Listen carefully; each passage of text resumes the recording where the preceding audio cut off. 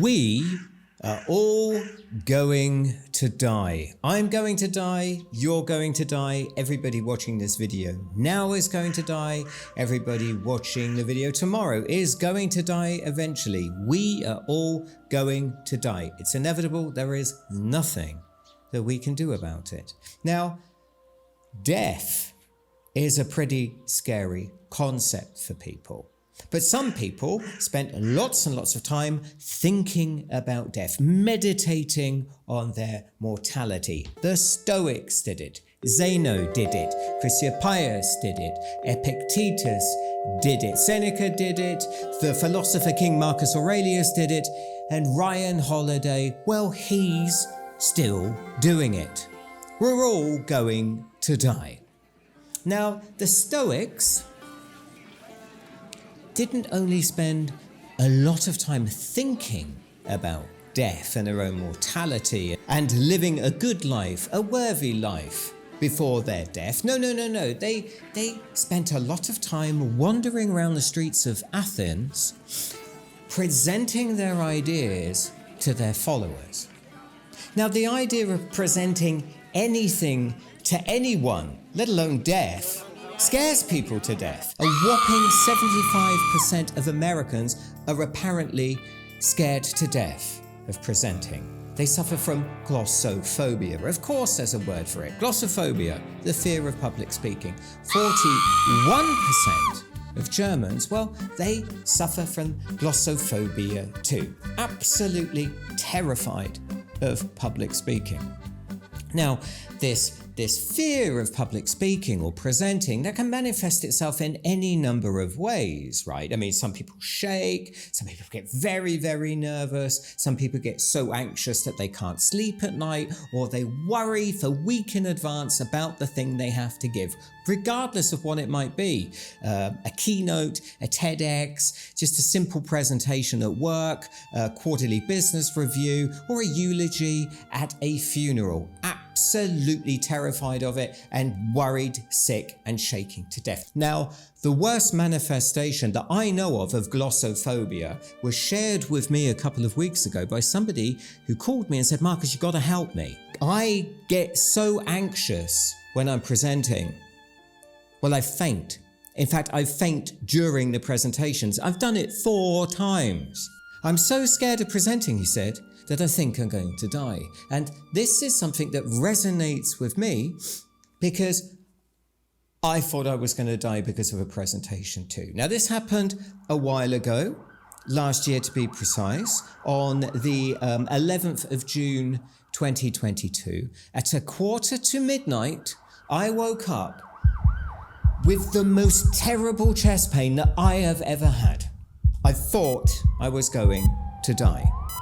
My wife thought I was going to die too and called the ambulance. And the ambulance came and the emergency doctor came, and I was making such a fuss and being such a diva that they sedated me. I'm sure you can imagine how bad I was. And I woke up the next morning in the chest pain clinic in Munich. The doctor came in the morning. Mr. Brown, said the doctor, I have some fantastic news for you. You didn't have a heart attack. Great, I said. Well, what did I have because I thought I was going to die? Well, she said, you probably had a severe case of indigestion. I beg your pardon? Yes, indigestion, reflux or something. Very, very painful. And then she asked, Mr. Brown, she asked, have you been under any stress? Stress? Have I been under any stress? Well, I'm self-employed, if that counts. And I've been working for the last 6 months, every single day and night, my heart and soul being poured into a performance about my attempted suicide attempt 20 years ago, writing, producing, filming alone in the forest, day in, day out. I even spent 2 whole weeks working on one slide in a PowerPoint presentation, and then I took it to Berlin and I showed it to an audience. Stress? Oh, I've been under a little. Well, said the doctor, that doesn't sound very helpful. Maybe you should take a break. Maybe you should stop doing that. It's funny you should say that, I said, because round about halfway through giving that performance, I realised that maybe I should stop doing this shit. In fact, there's a photograph of it. This is the photograph here. It's a photograph that captures the moment where I'm thinking, shouldn't be doing this shit anymore. I decided that the doctor was right. I had to stop. I had to stop and find a better way of living, a better way of presenting, a better way of sharing my ideas. And I had to work out what was wrong with me, why I was getting my knickers in a twist about basically nothing more than the f***ing PowerPoint presentation. And what I did was I went away and worked hard on myself, and I worked hard with others, and I came up with a set of 9 principles that I'd like to share with you today. The first one is audience obsession. Now, my performances, not only the one last year, but pretty much all of them, they were all about me. And if you watch a lot of presentations, they kind of tend to be ego shows. So principle number 1 is ditch that ego and make yourself become audience obsessed. Everything you do has to create some kind of value, change some kind of opinion, give the audience some kind of thing, an idea, a tool, a way of life, just a thing that makes their life more interesting, better, and gives them something, a new approach to the world.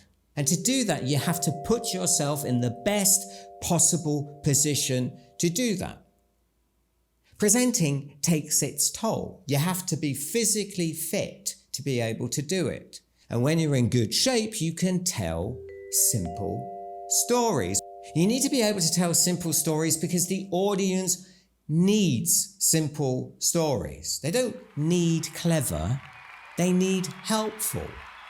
What do we do next? We have to do the work.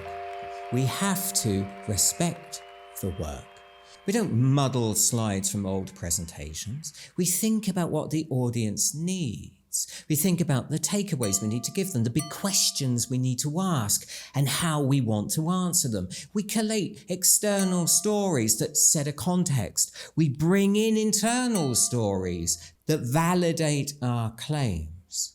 We find the big thing, the one big thing, the North Star of our presentation, the one thing the audience needs to understand, and then we map it out into a 3-act structure. So once you've done all that, you get to the f***ing point. And then you step in front of your colleagues at the town hall or the strategic kickoff or the quarterly business review, aiming to win.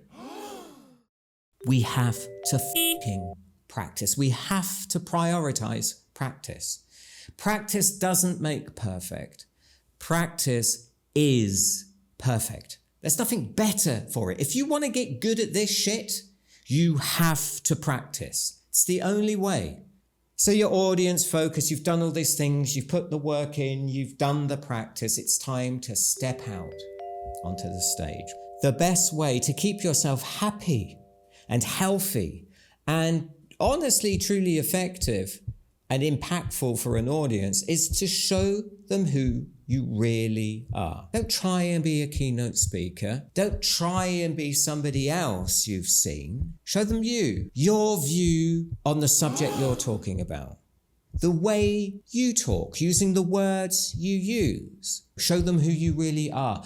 That's what they want to see. Nobody wants to see you fail. Nobody's hoping that you will. They just want you to be the person they want to work with. So as you can sense, we have come to the end of Presento Mori, which is the 9th and final principle. Your next presentation could be your last. Might be the last time you ever step out and share your ideas. Why not put in the work and go out with a bang? Why not show the audience who you really are? Because at the end of the day, that's a more healthy way to live your life.